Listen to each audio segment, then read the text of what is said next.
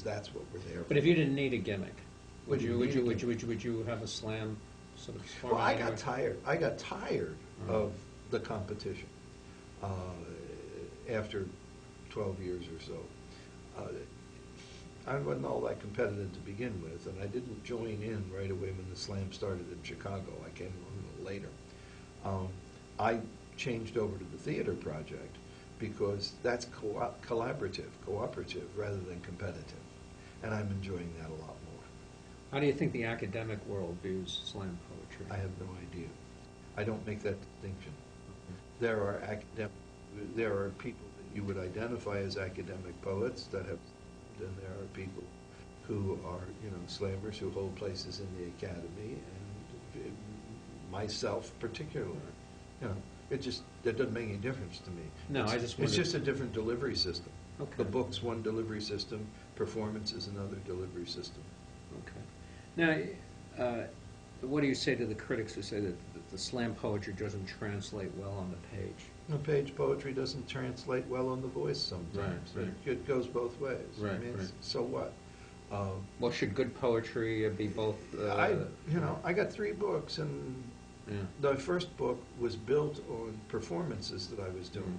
Now, if it doesn't translate well to the page, why is that book in its second printing of 1,000? And that's tremendous for poetry. Yeah. Now, you've been an educator for many years, what 30 years? 43. 43 years, wow. Now, is teaching a good fit with your life? It must be. No. It's the other way around. My teaching is what I do. Okay. That's my thing. That's me. That's you. I'm so glad I found teaching when I was young. Yeah. And I've been doing it ever since. It has done great things for me. I think I've Because done a lot of good people will job. say, I'm a poet, and this is just, I'm just doing this to eat. No, if I have to give up one or the other, I give up the being a poet. Oh, yeah. Yeah, I'm a teacher first. And when you just love to nurture and There are a bunch of things about teaching that are good for my soul.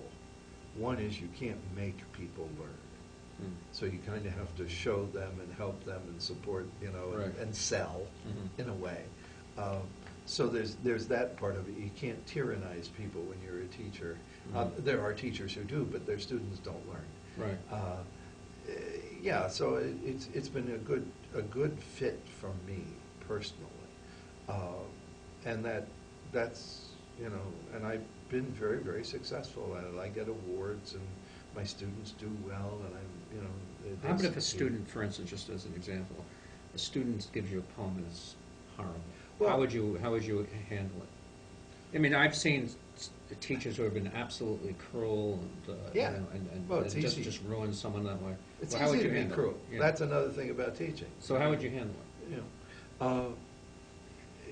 Well, first of all, I've got to be honest. I quit teaching creative writing about 20 years ago. Okay. And one of the reasons I quit was because I thought I was teaching technique to people who didn't have any content. That's a tough way to go. How about if I handed you an expository composition that was bad? How would you handle that? Well, it's the same Same with kind. both of these. You have a sense of the process Right. of writing and where the student Yeah. is in the process, and then you talk about the things the student could do at that level of the process to build on the good stuff that's there. It's not. I'm not trying to make it the best poem I can make it, but I want it to be the best poem you can make it. And so what we're doing is we're working here on how you can draw out the good stuff in your poem and build on it. Okay. So does the teaching help your poetry, though? I think it probably helps in the sense that I'm spending a lot of time explaining, working with words and language. I think that I learned a lot of things that I can help people see with writing, that help me see more things in my own writing. Also, it helps to be a doer if you're going to be a teacher. Students have a fair degree of respect for people who do, and by doing here I mean not textual analysis doing, but but. Out there. Out there, yeah. That helps a lot, I think. Now, could you talk about some of the poets in the area whose Do I work... have to? You must. Whose work excites you? In the area, whose Just- work excites me? Derek Walcott. Okay. For my money, Derek Walcott is the best living poet writing in the English language. Homeros? Yeah, Right. Homeros is a really good book, great book of his. But yeah, he's first rate, top notch. Well, he's got a Nobel Yeah. Prize. Nobody needs me to say that. Right. But certainly he's number one as far as I'm concerned right now. How about emerging writers, young emerging writers? Well, Yeah, we mentioned briefly Simone Beaubien, Right. who has taken over as the slam master at the Cantab Poetry Slam. She's pretty good. We talked about Michael Weaver, who's an old friend, who is obviously a great craftsman. He's a veteran, producer. veteran Yeah, poet. he yeah. is. There were more early. Well, Reggie Gibson, I'm sure you like his work. I like Reggie Gibson. Yeah. I don't think Reggie Gibson works enough at his poetry. No. And he. We should put this on here. Yeah. One of the things Reggie Gibson and I share is an honesty of Yeah. communicating with each other. He knows. I have always been honest with Reggie Gibson. Mm-hmm. He hasn't always liked it, but we always have been honest, I think, with each other. Yeah, because we knew each other in Chicago. Right. And Chicago is a more rough and tumble town where, you know, it was kind of like the artists in Florence, you know. Yeah. Somebody would take a look at somebody's structure and say, that's a cricket cage. Well, Yeah, in Chicago, somebody would hear your poem and they'd sit down, they'd write a counter poem that night and read it before the show was over, Right. you know, and put you in your place. Right. Yeah, Reggie and I understand Okay. that. So we have a couple of people who have gone to graduate school just in the last couple of years, which I don't think is necessarily a good thing to do. But Michael McDonough has gone to NYU, Nicole Therese went to Brown. They're both good writers. They'll do well. When I first came here, Kate Russian got involved with the Slam, and she's teaching at I guess it's Wesley, no, whatever, the one in Wesleyan? Middletown, Connecticut. Yeah, what was Wesleyan, right? Wesleyan. Wesleyan, Yeah. So yeah, I mean they come and they go. They come through and they go. Okay. I don't know so many of those that come out of the academic side of things only, but I haven't found them very exciting. Okay. Now, in the book, The Man Who Makes Amusement Rides, you write in the poem, In the Bag, like so many of my generation, surprised by life past 50, I want whatever is left laid out where I can see it. I just turned 50, so I was particularly interested in that, so perhaps you could expound on that. I mean, it's not, I mean, I have an idea of what you mean, but that's not from that horse's mouth. The phrase it keeps coming up these years now is buying a pig in a poke, which is one of my mother's favorite phrases. You know, I don't take chances quite the way I used to. Right. You know, of course, I'm giving up a job and I'm looking for a job somewhere else right now. Right. But it's the other kinds of chances that I don't necessarily want to take. You know, I've had enough failed marriages. I've had enough difficult things in my life where I leaped first and looked later. Right. So I'm much more inclined nowadays to know that I can break a leg if I leap without looking. So I'm much more likely to do that. Okay. Now, you wrote a poem titled Dorothy Parker, which reads, My lips, my writing stinks, and at sweetness and seek the sour like wine. My lips curl at sweetness. My lips curl at sweetness and seek the sour like wine. Is that right? Yep. If I could reach out, give in, I might be happy for a while. But I'm afraid of losing my edge, even if it cuts everyone I love. Do you identify at all with Dorothy Parker? You know, the caustic wit, her sort of sensibility. Well, there are people who would say I have a caustic wit, but I think that's probably overrated.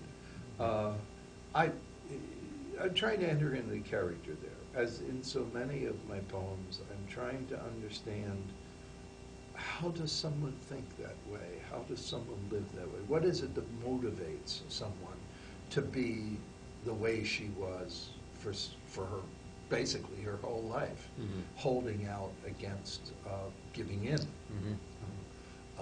And that, you know, so I'm often doing that. You know, the idea that the falling will end is title of the first book. Somebody said, where does that come from? And I say it comes from trying to understand what do you do when you're the old guy and you're out there on the wire and you can't quit, but you can't go on. Sounds like a Beckett play. Yeah. Yeah. Yeah, there's something of that. Yeah. Yeah.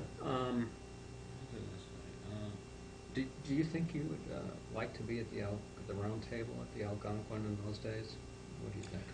As a young man, I would have been great at that round table. I've changed my life since then. I think there's a certain unfeeling, uncaring nature there. And I don't think with the Algonquin group it was as it is with others, where you really do care underneath and you have to preserve that crusty exterior. I believe they were really snobs. Well, what do you say as a young man? How are you different? How are you different now than when you were a young man? Oh, I was in rage against the world when I was a young man. Yeah, and partly it was just my own psychic development, and partly it was the times. It was a world worth raging against back then. In the late 50s and through the 60s. Oh yeah. So yeah, that was a big part of my life, being political in the 60s. Okay. So yeah, raging against the beast, the machine, and all of that. It was worth doing.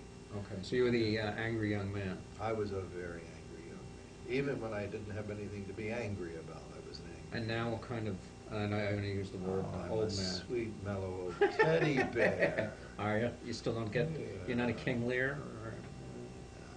No. Okay. I haven't been angry at anyone today yet.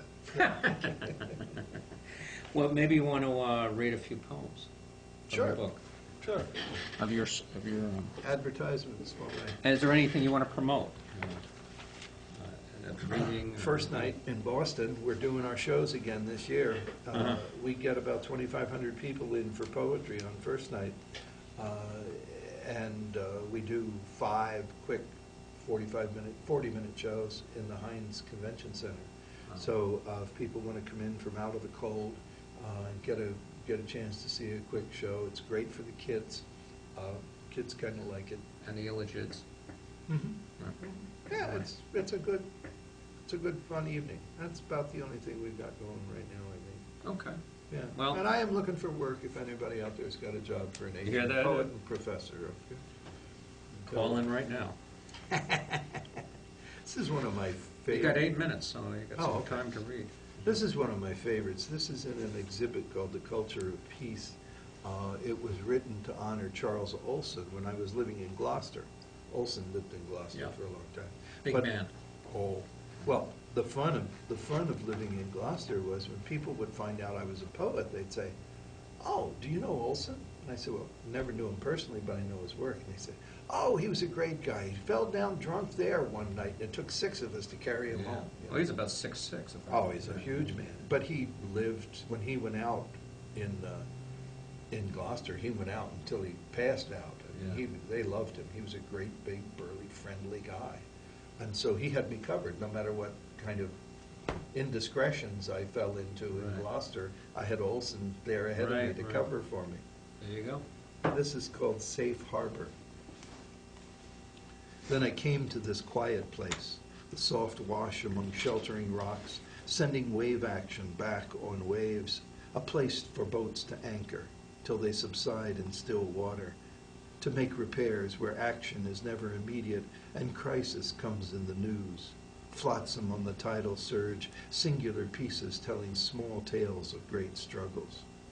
Rope wrongly tangled in a split spar, and 1,000 meaningless fragments of work done, small things lost, annoyances tossed. "Will you sail again?" the waitress asks. I never say never. Think I might if the right ship and crew wanted good help. But after 12 days stranded at sea, this work suits me. I can do it. I live on a rocky hill, and when storms come, I have a snug place, warm, alone. Well, there's not the thrill of the reach, delight in the splash and breeze, the lovely buoyant draw of a ship managing the wind's catch, the joyous idle across unmarked waves, the Southern Cross high, and the night so full that heaven must be creaking at its seams, leaking starlight into the black beyond. It's a hard choice. Another voyage, or a winter full of booze. I know what'll happen if I go to sea, but you can never tell where a night of drink might lead. Never can. Yeah. There's another one. I spent an afternoon at the college. We were trying to record Stephen Dobbins. He wanted to record a CD of himself reading his poetry, and I had to listen first of all to him all afternoon while we worked on that, and then I had to listen to the tapes and all of that to try to get a decent recording out of it. So I had Stephen Dobbins' voice in my head for quite a while, and the way to exercise it was to write this poem in sort of in his voice to get it out of there. This is called The New Suit. The first time Bill got a lot of money, he went to a tailor. During the measuring, patterning, and fitting, Bill didn't anticipate beyond his experience. On the day he stood in front of the three-way mirror, the tailor squared the shoulders, tugged the cuffs, and gave that little pinch at the back that pulled the jacket front flush. Bill walked stiffly out of the shop as if his ankles and knees, hips and waist, and the whole length of his arms from shoulders to fingertips had to be broken in again. Bill looked puzzled when he saw his reflection in a window, and then he walked around the block. Within 15 minutes, he was jabbing his accusing finger between the strands of tape that hung from the tailor's neck, threatening the man's concave sternum with farther collapse. "It's no good," Bill said. "People don't talk to me. They look at me the way they always do. I'm not taken to be anyone else." The tailor had heard it all before. "What do you want from me?" he pleaded. "It's a suit. If you want a new personality, go to a shrink. We don't shrink here." Bill put the suit in storage, added a sentence in his will to bury him in it. The next time Bill had extra money, he went to Hawaii, where he bought bright shorts, a tropical shirt of excellent design, Ray-Bans, and open-back sandals that slapped his heels when he walked. All afternoon, he walked, half an hour toward Diamond Head, half an hour back. No one noticed. Later on, Bill sat at the tiki bar at the hotel. "Where are you from?" a man asked. "Here," Bill said. "How long?" the man asked. "All my life," Bill replied. "You look like a guy I used to see in Boston." "No, I'm from here." Bill hid his surprise at the coincidence. "A real sad sack," the man continued. "Moped around town all day, always alone, never talked, kind of nondescript, but always there."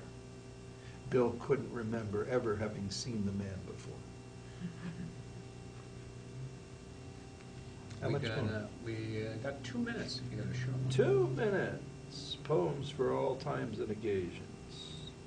I think I can do. This is the kind of poem that made this anthology, this collection. Okay. Just Another Dance. We know a lot we don't remember. Terror at red carnations held against a white shirt, the gravity of your body not breathing, cold lips, sweet, rotten, bubbling exhalations.